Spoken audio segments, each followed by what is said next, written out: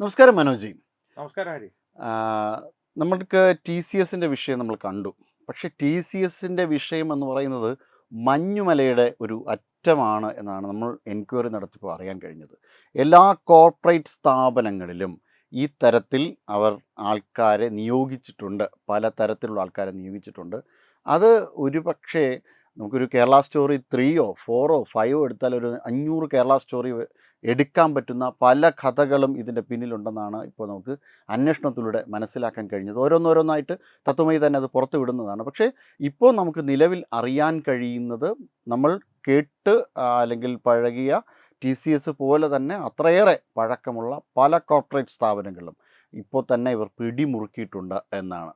എന്ത് പറയുന്നു മനോജി? തീർച്ചയായിട്ടും ഹരി, നമ്മുടെ തത്വമയി ന്യൂസിൽ തന്നെ പ്രത്യേകിച്ച് RPA പോലുള്ളവർ ഇതിൻ്റെ ഒരു വിശദാംശങ്ങൾ ആരും പുറത്തു വരാത്ത, ഇപ്പോൾ മലേഷ്യൻ ബന്ധങ്ങളൊക്കെ പുറത്തു വരുന്നുണ്ടെങ്കിലും അത്തരത്തിലുള്ള ബ്രേക്കിംഗ് ന്യൂസ് പോലുള്ള വിവരങ്ങൾ പ്രേക്ഷകർക്കായി അന്വേഷിച്ച് കണ്ടെത്തി അവതരിപ്പിച്ചിരുന്നു. ഇത് ഹരി പറഞ്ഞതുപോലെ തന്നെ ഒരു മഞ്ഞുമലയുടെ അറ്റമാണ്. തന്നെയുമല്ല, വിവിധ സ്ഥാപനങ്ങളിൽ പ്രത്യേകിച്ച് പേര് പറയാം എന്ന രീതിയിൽ തന്നെ ആരോപണങ്ങൾ വരുന്നുണ്ട്. ഇൻഫോസിസ് പോലുള്ള പ്രസിദ്ധമായ സ്ഥാപനങ്ങളിൽ പലയിടത്തും, ഇൻഫോസിസിന് പല ബ്രാഞ്ചുകളുണ്ട്, അവിടെ പല ബ്രാഞ്ചുകളിലും പല ശാഖകളിലും ഇത്തരം പ്രവൃത്തികൾ നടക്കുന്നുണ്ടെന്നുള്ളൊരു വിവരങ്ങൾ സാമൂഹ്യ മാധ്യമങ്ങളിലൂടെ ആരോപണങ്ങളായി വരുന്നുണ്ട്. തന്നെയുമല്ല, ഇതിൻ്റെ ഒരു മലേഷ്യൻ ബന്ധം തത്വമയി ന്യൂസ് പുറത്തുവിട്ടിരുന്നു. സാക്കിർ നായിക്കിനെ പോലുള്ളവരിലേക്ക് പോലും ചെന്നെത്തുന്ന, അങ്ങനെയാണെങ്കിൽ ഇതിൻ്റെ ഒരു വിപുലീകരണം വരുന്നത് ഒരു ഭീകരവാദ സംഘടനകളിലുമായിട്ടുള്ളൊരു ബന്ധത്തിലായിരിക്കും. തന്നെ ഈ TCSലെ നിദാ ഖാൻ എന്നുള്ള ഒരു ആരോപിതയുണ്ടല്ലോ, HR പ്രവർത്തിച്ചിരുന്ന ആ ഒരു സ്ത്രീ, അവർക്ക് ഡൽഹി സ്ഫോടനവുമായി പോലും ബന്ധമുണ്ടോ എന്നുള്ള, ഇത് ചിലപ്പോൾ ഒരു പുകമറ സൃഷ്ടിക്കാനുള്ള ഒരു ശ്രമമായിരിക്കാം, അല്ലെന്ന് ഞാൻ പറയുന്നില്ല. അത്തരത്തിലുള്ള ആരോപണങ്ങൾ വരുന്നുണ്ട്. പിന്നെ ഹരി പറഞ്ഞതുപോലെ ഭാരതമൊട്ടാകെയുള്ള വിവിധ സ്വകാര്യ സ്ഥാപനങ്ങളിൽ ഇത്തരത്തിലുള്ള ഒരു സംഘങ്ങളെ, ആളുകളെ എന്നല്ല, വ്യക്തികളെ അല്ല, ഒരു സംഘങ്ങളെ തന്നെ നിയോഗിച്ചിട്ടുണ്ട്. അതും പരിശീലനം ലഭിച്ച സംഘങ്ങളെ നിയോഗിച്ചിട്ടുണ്ടെന്നുള്ളത് ഞെട്ടിപ്പിക്കുന്ന വിവരങ്ങളാണ്. തന്നെയുമല്ല, ഒരു ശ്രദ്ധിക്കേണ്ട ഒരു കാര്യം, ഈ ടാറ്റ ഇൻസ്റ്റിറ്റ്യൂട്ട് ഓഫ് സോഷ്യൽ സയൻസിനെ കുറിച്ച് പോലും ഇപ്പോൾ ആരോപണങ്ങൾ ഉയർന്നു വരുന്നുണ്ട്. വിദ്യാഭ്യാസ സ്ഥാപനങ്ങളിൽ അതിനെ സാധൂകരിക്കുന്ന പല തെളിവുകളും നമുക്ക് കേരളത്തിൽ നിന്ന് ലഭിച്ചിട്ടുണ്ട്, മറ്റ് സംസ്ഥാനങ്ങളിൽ നിന്ന്. ഇവൻ നമ്മുടെ നിമിഷ ഫാത്തിമയുടെ കാര്യം തന്നെ. ഇപ്പം ഞാനൊക്കെ ഏകദേശം ആ സമയത്ത് സഫീറിൽ പഠിച്ചിട്ടുള്ളതാണ്. അപ്പം ഈ സഫീറിൽ എന്ന് പറയുമ്പോൾ നമ്മൾ നോക്കുമ്പോൾ നമ്മളെന്താണ് +2 നടത്തുമ്പോഴത്തേക്ക് +2 നമ്മൾ ചെയ്തുകൊണ്ടിരിക്കുമ്പോൾ നമുക്ക് അവിടെ വെച്ച് പോവുക, പഠിക്കുക, എൻജോയ് ചെയ്യുക, തിരിച്ചു വരിക എന്നതിനപ്പുറം മറ്റെന്തെങ്കിലും തരത്തിലുള്ള ഉദ്ദേശത്തോടു കൂടി നമുക്കൊരിക്കലും ഒരു വിദ്യാലയത്തെ സമീപിക്കാൻ പറ്റുന്നൊരു പ്രായം പോലും ആയിരുന്നില്ല. അപ്പോൾ അവിടെ പോലും കടന്നു വന്ന വ്യക്തി, ഇപ്പോൾ നിമിഷ ഫാത്തിമ മതം മാറിയത് ഈ ഇവിടെ അടുത്ത് തിരുവനന്തപുരത്ത് തന്നെ സലഫി സെൻറ്ററിൽ വെച്ചിട്ടെന്നാണ് ഇപ്പോൾ നമുക്ക് കുറച്ചധികം നാൾ മുന്നേ തന്നെ ആ പെൺകുട്ടിയുടെ അമ്മയായ ബിന്ദു പറഞ്ഞത്. അപ്പോൾ ഈ തരത്തിൽ ആസൂത്രിതമായി മനോജി പറഞ്ഞ പോലെ വിദ്യാലയങ്ങൾ, മറ്റ് സ്ഥാപനങ്ങൾ ഇവയെല്ലാം കേന്ദ്രീകരിച്ചുകൊണ്ട്, ഇൻഫോസിസ് അടക്കമുള്ള സ്ഥാപനങ്ങൾ കേന്ദ്രീകരിച്ചുകൊണ്ട് വ്യക്തമായിട്ട് പല പ്ലാനുകളും തയ്യാറാക്കിക്കൊണ്ട് തന്നെ വിവിധ ഗ്രൂപ്പുകൾ അവർക്ക് നിയോഗിച്ചിട്ടുണ്ട്. ഇതിനോടകം തന്നെ നേരത്തെ നമ്മൾ ഈ ഡിജിറ്റൽ ജിഹാദ് പോലുള്ള ഇപ്പോൾ പൊട്ടിത്തെറിപ്പിക്കാൻ വേണ്ടി നടക്കുന്ന ഈ എന്താ പറയുക ചാവേറുകൾ മാത്രമല്ല, അവരുടെ ഇപ്പോഴത്തെ ഏറ്റവും പ്രധാനപ്പെട്ട ഒരു ഹൈലൈറ്റ് ഈ ഇത്തരത്തിലുള്ളതായ ഡിജിറ്റൽ ജിഹാദ് നടത്തുവാൻ, വൈറ്റ് കോളർ ജിഹാദ് നടത്തുവാൻ, മറ്റ് ഈ പ്ലാറ്റ്ഫോമുകളിൽ കൂടെ പെൺകുട്ടികളെ കറക്കിയെടുത്തുകൊണ്ട് അവരുടെ ഭാഗമാക്കുക, അല്ലെങ്കിൽ അവരുടെ ജീവിതം നശിപ്പിക്കുക, ഈ രീതിയിൽ നമ്മുടെ സംസ്കാരത്തെ തകർക്കുവാൻ വേണ്ടിയിട്ടുള്ള പദ്ധതികളാണ് ആലോചിക്കുന്നത്. പക്ഷെ അവർ മനസ്സിലാക്കേണ്ട ഒരുപാട് കാര്യമുണ്ട്. ഇതിനപ്പുറം കിടന്ന് കളിച്ചിട്ട് പോലും ഈ സംസ്കാരത്തിനൊന്നും സംഭവിച്ചിട്ടില്ല. പക്ഷേ ഈ നിർണായകമായ ചില മാറ്റങ്ങൾ വരുത്തുവാനായിട്ട് ചില ഇടങ്ങളിലെങ്കിലും ചില ശബ്ദങ്ങൾ ഉണ്ടാക്കുവാൻ കഴിയുന്നുണ്ട്. അതുപോലും തകർക്കപ്പെടുമെന്നുള്ളൊരു ഉറപ്പാണ്. പക്ഷേ ഈ രീതിയിലുള്ള പദ്ധതികൾ ഉയരുന്നു എന്നുള്ളത് നമുക്ക് പറയാതിരിക്കുവാനായിട്ട് നിവർത്തിയില്ല, അല്ലേ? തീർച്ചയായിട്ടും. കാരണം ഈ ഹരി പറഞ്ഞതുപോലെ ഈ ഒരു സനാതനധർമ്മത്തിൻ്റെ ഒരു സംസ്കാരത്തിനെയോ ഭാരതത്തിൻ്റെ ഒരു പൈതൃകത്തെയോ നശിപ്പിക്കുക എന്നുള്ളത് അത്ര എളുപ്പമായിട്ടുള്ള ഒരു കാര്യമല്ല, സാധ്യമല്ല താനും. അങ്ങനെ തന്നെയാണ് വിശ്വസിക്കേണ്ടത്. പക്ഷേ ഇതിലുള്ള ഒരു പ്രശ്നം, വ്യക്തി ജീവിതങ്ങളെ ഇവർ തകർത്തെറിയുന്ന ഒരു രീതി, അതിൻ്റെ ഒരു ക്രൂരത, അതിന് ഒരു അമാനുഷികമായ ഒരു തലത്തിലേക്ക്, ഒരു അമാനുഷികമെന്ന് പറയുന്നത് ഞാനൊരു സൂപ്പർ ഹ്യൂമൻ എന്നല്ല പറയുന്ന, ഒരു അമാനുഷികം എന്ന് പറയുന്ന മനുഷ്യത്വത്തിന് നിരക്കാത്ത രീതിയിലുള്ള പ്രവർത്തികൾ ഒരു മതത്തിന്റെ ഭാഗമായിട്ടാണ് ഇവർ അവതരിപ്പിക്കുന്നത്. അതുകൊണ്ട് തന്നെ ഇന്ന് ഞാനൊരു വാർത്ത ചെയ്തിരുന്നു, ഇസ്ലാം മതം പ്രതിക്കൂട്ടിൽ നിൽക്കുന്നത് എന്തുകൊണ്ട് എന്നുള്ളത്. കാരണം ഇത്തരത്തിലുള്ള പ്രവർത്തികൾ അതിനൊരു പ്രധാന കാരണം തന്നെയാണ്. ആ പ്രവർത്തികൾ മാത്രമല്ല, അതിന് പിന്നാലെ വരുന്ന ന്യായീകരണങ്ങളുണ്ടല്ലോ. ഇവരെ മാത്രം വെച്ച്, നിദാ ഖാനെ വെച്ച് മുസ്ലിം സ്ത്രീകളെ അളക്കരുത്. അപ്പോൾ സൈനവയുടെ കാര്യത്തിൽ എന്ത് പറയും? പോപ്പുലർ ഫ്രണ്ടിന്റെ സൈനവ മുമ്പ് ആദ്യത്തെ നിതാഖാൻ നമ്മുടെ മുമ്പിൽ വാർത്താമാധ്യമങ്ങളിലൂടെ നാം അന്വേഷിച്ചറിഞ്ഞ ആദ്യത്തെ നിതാഖാൻ ഒരുപക്ഷെ സൈനബയായിരിക്കും. കേരളത്തിൽ നിന്നാണ് ആ വ്യക്തി ഉണ്ടായത്. സൈനബയെ പ്രേക്ഷകർക്ക് അറിയില്ലെങ്കിൽ അവരുടെ അറിവിലേക്കായി പറയാം. നിമിഷ ഫാത്തിമയുടെ കാര്യത്തിലും അഖില ഹാദിയയുടെ കാര്യത്തിലും, നിമിഷ ഫാത്തിമയുടെ കാര്യത്തിൽ അവർ ഇടപെട്ടിട്ടുണ്ട് എന്ന് പറയുന്നു. അഖില ഹാദിയയുടെ കാര്യത്തിൽ കൃത്യമായ ഇടപെട്ട് അവരെ പൊതിഞ്ഞു പിടിച്ച് കുറെ കാലം സംരക്ഷിച്ച് കൊണ്ടു നടന്ന് പല കൈകൾ കൈമറിയുവാനുള്ള കാരണമായ പോപ്പുലർ ഫ്രണ്ട് പ്രവർത്തകയായിരുന്നു സൈനബ. സൈനബയുടെ ഒരു ഒളിക്യാമറയിലൂടെ പിടിച്ചൊരു അഭിപ്രായ പ്രകടനം ഇപ്പോഴും പൊതുമണ്ഡലങ്ങളിൽ ലഭ്യമാണ്. RSS ഈ നാട്ടിൽ ഇല്ലായിരുന്നെങ്കിൽ എന്നേ കേരളത്തെയെങ്കിലും ഞങ്ങളൊരു ഇസ്ലാമിക രാജ്യമാക്കി മാറ്റിയേനെ എന്നുള്ള വ്യക്തമായൊരു അഭിപ്രായ പ്രകടനവും പൊതുമണ്ഡലത്തിലുള്ളതാണ്. അങ്ങനെയുള്ളൊരു വ്യക്തി ഒരു നിർദോഷ പ്രവൃത്തിയാണ് ചെയ്തുകൊണ്ടിരുന്നതെന്ന് നാം വിശ്വസിക്കണം. അവരെ പിന്തുണയ്ക്കുന്ന ഒരു സമുദായം നിരപരാധികളാണെന്ന് വിശ്വസിക്കണം. അതിന് തരമില്ല. കാരണം എന്ന് വെച്ച് കഴിഞ്ഞാൽ, ഒരു ഉദാഹരണം പറയാം. ഒരു സമുദായത്തെ ഞാൻ മൃഗങ്ങളുമായി ഉപമിക്കുകയല്ല. ഒരു നാട്ടിൽ ഒരു പേപ്പട്ടിയുണ്ട് എന്ന് കരുതുക, അല്ലെങ്കിൽ ഒരു 4-5 പേപ്പട്ടികൾ ഉണ്ടെന്ന് കരുതുക. നാം കാണുന്ന എല്ലാ നായ്ക്കളെയും പേപ്പട്ടികളാണോ എന്നുള്ളൊരു സംശയത്തോടു കൂടിയേ കാണുകയുള്ളൂ. നമുക്കല്ലാതെ ഒരു റിസ്ക് എടുക്കാൻ സാധിക്കില്ല. ഇന്ന പട്ടിക്ക് പേയുണ്ടോ ഇല്ലയോ എന്ന് നമുക്ക് തിരിച്ചറിയാൻ സാധിക്കില്ല. ആ ഒരു സമുദായത്തെ തന്നെ ചിലപ്പോൾ കാണുന്നത് അത്തരത്തിലുള്ള ഒരു പ്രവൃത്തികളുടെ കാരണം കൊണ്ടാണ്. അതിന് മറുമരുന്ന് കണ്ടെത്തേണ്ടത് ആ സമുദായമാണ്, ഞാനോ ഹരിയോ അല്ല. അത്തരത്തിലേക്കാണ് കാര്യങ്ങൾ നീങ്ങുന്നത്, കുറെ കാലമായി നീങ്ങിക്കൊണ്ടിരിക്കുന്നത്. നാം അത് പറയുമ്പോൾ, ശശികല ടീച്ചറിനെ പോലുള്ള പൊതുപ്രവർത്തകരത് പറയുമ്പോൾ, അവരെ ഇല്ലാത്ത ചീത്തയെല്ലാം വിളിച്ച് അസഭ്യവർഷം നടത്തി ആക്ഷേപിക്കാൻ ശ്രമിക്കും. ഞാനും ഹരിയും അത് പറയുമ്പോൾ അതേ ആക്ഷേപവർഷം നമ്മുടെ നേരെ ഉണ്ടാവും. പറയുന്നതിൽ കാര്യമുണ്ടോ എന്ന് ചിന്തിക്കാറില്ല. അത് തന്നെയാണ് ആ സമുദായത്തിന്റെ കുഴപ്പമെന്ന് ഞാൻ വിശ്വസിക്കുന്നു. അല്ല, ഇത് ഇപ്പോൾ തുടങ്ങിയ ഒരു സംഭവം അല്ല. ഈ സ്വാതന്ത്ര്യ സമര കാലഘട്ടത്തിൽ തന്നെ ഇത്തരത്തിലുള്ള അഭിപ്രായങ്ങളുണ്ടായിരുന്നു. അതായത് തെറ്റിദ്ധരിപ്പിക്കപ്പെട്ട് ആരുടെയെങ്കിലും ഒരാളുടെ പിണിയാളുകളായിട്ട് ഇസ്ലാം സമൂഹം മാറ്റപ്പെട്ടിട്ടുണ്ടായിരുന്നു. ആ സമയത്ത് തന്നെ ഇപ്പോൾ 19-ാം നൂറ്റാണ്ടിൻ്റെ തുടക്കത്തിൽ തന്നെ, അല്ലെങ്കിൽ 18-ാം നൂറ്റാണ്ടിൻ്റെ അവസാനത്തോടു കൂടി തന്നെ ഇത്തരം ചില പ്രേകളായിട്ട് അവർ മാറുന്നുണ്ടായിരുന്നു. യൂണിറ്റി വിത്ത് മുസ്ലിംസ് ഡ്രീം എന്ന് പറഞ്ഞു ലാലാ ലജ്പത് റോയ് തന്നെ അഭിപ്രായപ്പെട്ടിട്ടുണ്ട്. അങ്ങനെ പല ആൾക്കാരും അഭിപ്രായപ്പെട്ടിട്ടുണ്ട്. അത് എന്തുകൊണ്ടാണ് എന്ന് ചോദിച്ചു കഴിഞ്ഞാൽ, ഇത്തരത്തിലുള്ളതായിട്ടുള്ള കാര്യങ്ങളിലേക്ക് അങ്ങോട്ട് ചെന്ന് തലവെച്ച് കൊടുക്കുന്നത് കൊണ്ടാണ്.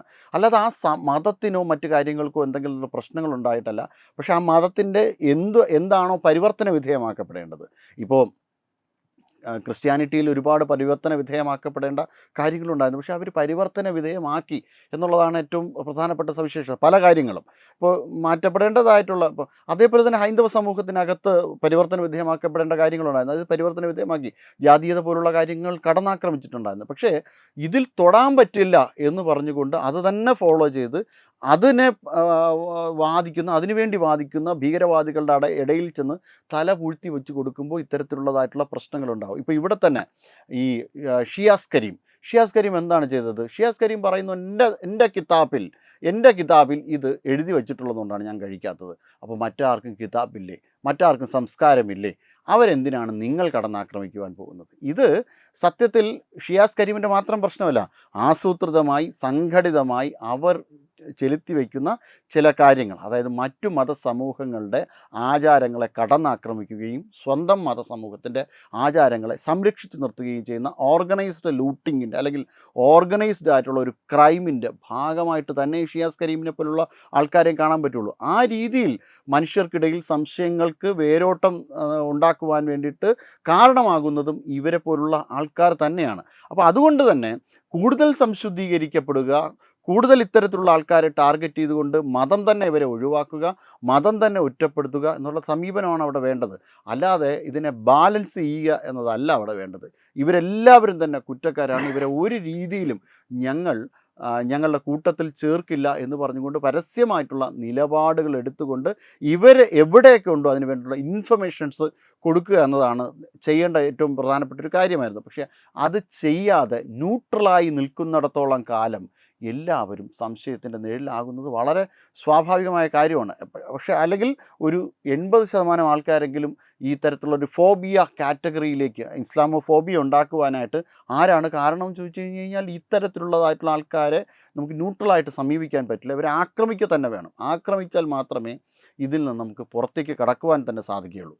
തീർച്ചയായിട്ടും ഹരി പറഞ്ഞതിലൊരു വളരെ പ്രസക്തമായിട്ടുള്ളൊരു പോയിന്റ് ഉണ്ട്. അതിൽ ആ മതത്തിന്റെ വിശ്വാസം, അവരതിന് പരിഷ്കരണത്തിന് വിധേയമാക്കുക എന്നുള്ളത് അവരുടെ മതത്തെ സംബന്ധിച്ചുള്ളൊരു കാര്യമാണ്.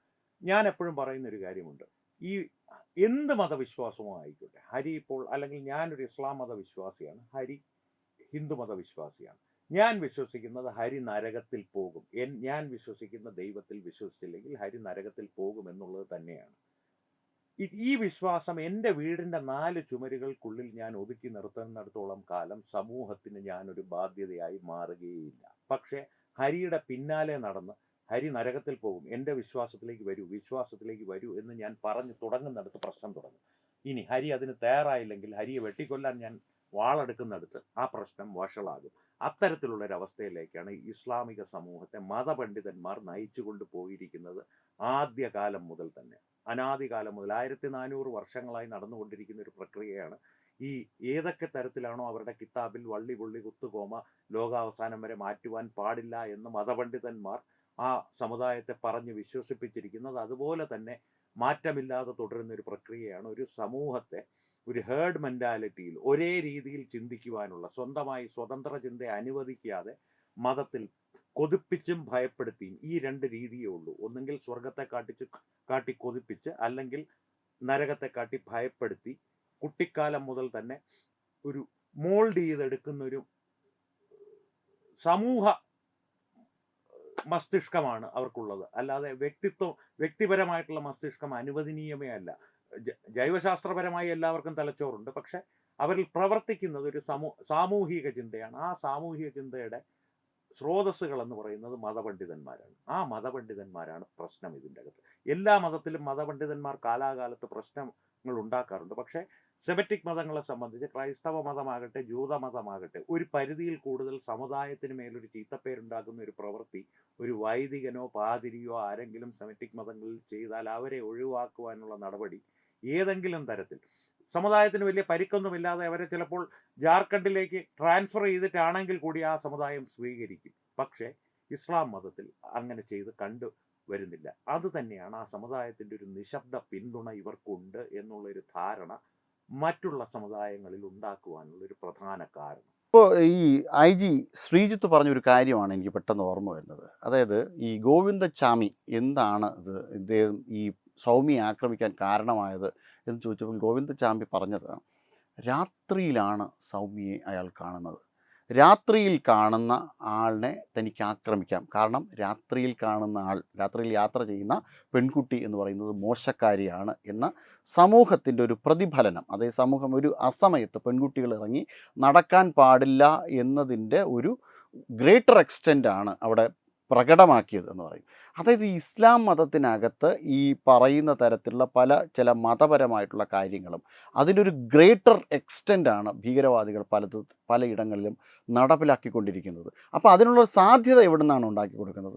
സാധ്യത ഇതിൽ നിന്നാണ് പോകുന്നത്. ഇത് നമ്മൾ മനസ്സിലാക്കിയില്ല എങ്കിൽ തീർച്ചയായിട്ടും വലിയ രീതിയിലുള്ള പ്രശ്നങ്ങളുണ്ടാക്കും. നമ്മൾ അവിടെയൊന്നും നിൽക്കുന്നില്ല, നേരെ തിരിച്ച് TCSലേക്ക് തന്നെ വരാം. TCSോ അല്ലെങ്കിൽ മറ്റു തരത്തിലുള്ള ഈ കമ്പനികളിലേക്ക് ഇവർ നടപ്പിലാക്കുന്ന രീതികളിലേക്ക് തന്നെ വരാം. ഇതുവഴി നിങ്ങൾ പല ഇടങ്ങളിലായിട്ട് ഈ ഓർഗനൈസ്ഡ് ആയിട്ടുള്ള രീതിയിൽ പല HR മാനേജ്മെൻറ്റിനെയോ അല്ലെങ്കിൽ അവിടുത്തെ ടീം ലീഡിനെയോ ഒക്കെ മുന്നിൽ നിർത്തിക്കൊണ്ട് അവരെ ഉപയോഗിച്ചുകൊണ്ട് മതം നിന്ന് നടത്തിക്കൊണ്ട് ഈ തരത്തിൽ മതം മാറ്റത്തിനുള്ള ശ്രമങ്ങൾ പല ഇടങ്ങളിൽ നിന്നായിട്ട്, പല അനുഭവങ്ങളിൽ നിന്നായിട്ട് നമ്മളുടെ കമൻറ്റുകളിൽ കൂടെയും നമ്മുടെ മെസ്സേജുകളിൽ കൂടെയും എന്തായാലും നമുക്ക് കിട്ടിയിട്ടുണ്ട്.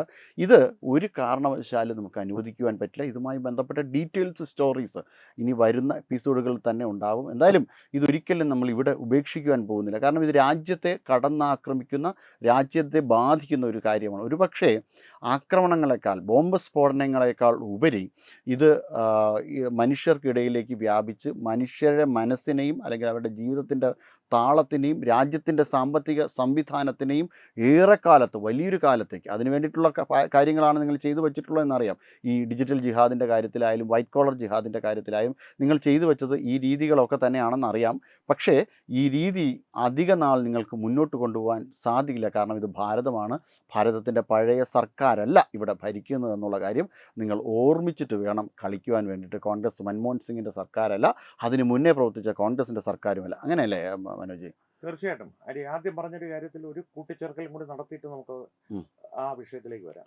ഈ സ്ത്രീകൾ പുറത്തിറങ്ങി നടക്കുന്ന കാര്യത്തിനെക്കുറിച്ച് ഭീകരവാദികൾക്ക് അതേ അഭിപ്രായമാണ്, അതിനേക്കാൾ ഗ്രേഡ് കൂടിയ അഭിപ്രായമാണെന്ന് പറയും. ഭീകരവാദികൾക്ക് മാത്രമല്ല, ഉസ്താദുകൾക്കും അതേ അഭിപ്രായമാണ്. കാരണം പൊതുമണ്ഡലത്തിൽ ജോലിക്ക് പോകുന്ന സ്ത്രീകൾ വേശ്യകളാണെന്ന് പരസ്യമായി പറയുന്ന ഇസ്ലാമിക മതപണ്ഡിതന്മാരുടെ പ്രസംഗങ്ങൾ പൊതുമണ്ഡലങ്ങളിലും സാമൂഹ്യ മാധ്യമങ്ങളിലും നിങ്ങൾക്ക് ലഭ്യമാകും. ഒരു പെൺകുട്ടി, അവൾക്ക് ലഭിച്ച 10ാം ക്ലാസ്സിലുള്ള ഒരു പെൺകുട്ടിയെ, അവളുടെ ഉന്നതമായ മാർക്ക് നേടിയ വിജയം വേദിയിൽ കയറി ആഘോഷിക്കുവാൻ, ഒരു സമ്മാനം വാങ്ങുവാൻ വന്നപ്പോൾ ആട്ടിയിറക്കി വിട്ട മതപണ്ഡിതന്മാരെ ഇസ്ലാം മതത്തിൽ നാം കണ്ടിട്ടുണ്ട്.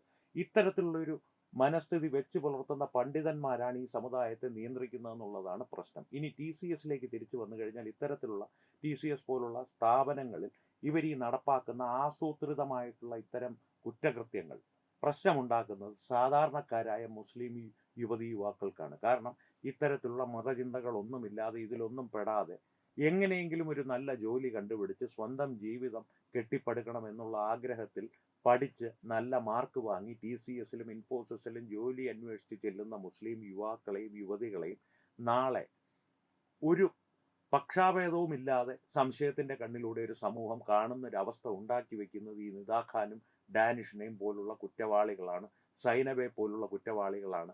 അവർക്ക് ഇത്തരത്തിലുള്ള മതചിന്തകൾ തലയിൽ അടിച്ചേൽപ്പിച്ച് ഈ ഭീകരവാദ പ്രവർത്തനങ്ങൾക്കായി ഇറക്കി വിടുന്ന മതപണ്ഡിതന്മാരാണ്. ആ പണ്ഡിതന്മാരെ തിരുത്തുവാൻ മറ്റേത് സമുദായത്തിലുള്ള ഒരു മതപണ്ഡിതനാണെങ്കിലും ആ സമുദായം തന്നെ ഒരുപക്ഷെ മുൻകൈ എടുത്ത്, പ്രത്യേകിച്ച് ഹിന്ദുമതത്തിന്റെ കാര്യത്തിലാണെങ്കിൽ, ഒരു പ്രശ്നമുണ്ടായാൽ അതിനെ തിരുത്താനുള്ള എതിർസ്വരങ്ങൾ ആ സമുദായത്തിൽ നിന്ന് തന്നെ ഉയർന്നു വരാൻ അധികം സമയമൊന്നും വേണ്ട. ക്രിസ്ത്യൻ മതത്തിന്റെ കാര്യത്തിലാണെങ്കിൽ കുറച്ച് താമസം വരുമായിരിക്കും. ജൂതമതത്തിന്റെ കാര്യത്തിൽ ജൂതമതത്തിന് എന്ത് ആചാരങ്ങളും അനാചാരങ്ങളും ഉണ്ടെങ്കിലും ആ മതത്തിന്റെ ഒരു ചട്ടക്കൂടിൽ നിന്നോ അല്ലെങ്കിൽ ആ ഒരു വൃത്തത്തിൽ നിന്നോ അതൊരിക്കലും പുറത്തേക്ക് തുളുമ്പില്ല. സിഖ് മതത്തിന്റെ കാര്യത്തിലും അങ്ങനെയാണ്. പക്ഷേ പ്രശ്നം ഇസ്ലാം മതത്തിലാണുള്ളത്.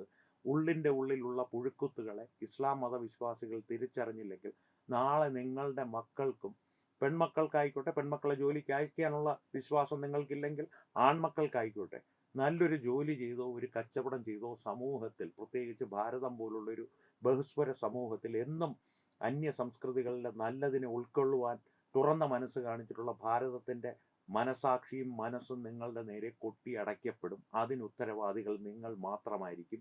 ഇത്തരം ഭീകരവാദികൾക്ക് നിശബ്ദതയുടെ വളം വെച്ച് വളർത്തിയാൽ നിങ്ങൾ മാത്രമായിരിക്കും അതിനുത്തരവാദി. ഒരു സംശയവും വേണ്ടത്. നമസ്കാരം. വിട്ടുവീഴ്ചയില്ലാത്ത നിലപാടുകളുമായി ദേശീയതയുടെയും സമാജത്തിൻ്റെയും ശാക്തീകരണത്തിനു വേണ്ടി തത്വമയിയുടെ ജൈത്രയാത്ര തുടരുകയാണ്. യൂട്യൂബിൽ മാത്രം തത്വമയിക്ക് 10 ലക്ഷം സബ്സ്ക്രൈബേഴ്സിലേക്ക് എത്താൻ ഏതാനും ചുവടുകൾ മാത്രമാണ് ബാക്കി. മറ്റ് സോഷ്യൽ മീഡിയ പ്ലാറ്റ്ഫോമുകളിലും തത്വമയിയുടെ നിറസാന്നിധ്യം തുടരുകയാണ്. ഈ അവസരത്തിൽ ഞങ്ങൾക്ക് നിങ്ങളോടുള്ള അഭ്യർത്ഥന ഞങ്ങളോടൊപ്പം നിൽക്കുക എന്നുള്ളതാണ്. നിങ്ങൾ ഉപയോഗിക്കുന്ന ഏത് സോഷ്യൽ മീഡിയ പ്ലാറ്റ്ഫോം ആണെങ്കിലും ഞങ്ങളുടെ വരിക്കാരാകുക, ഞങ്ങളെ സബ്സ്ക്രൈബ് ചെയ്യുക, നിങ്ങളുടെ സുഹൃത്തുക്കളിലേക്ക് തത്വമയിയുടെ ഈ സന്ദേശം പ്രചരിപ്പിക്കുക. ഞങ്ങളോടൊപ്പം നിൽക്കൂ, രാഷ്ട്രത്തോടൊപ്പം നിൽക്കൂ, ദേശീയതയ്ക്കൊപ്പം സഞ്ചരിക്കൂ.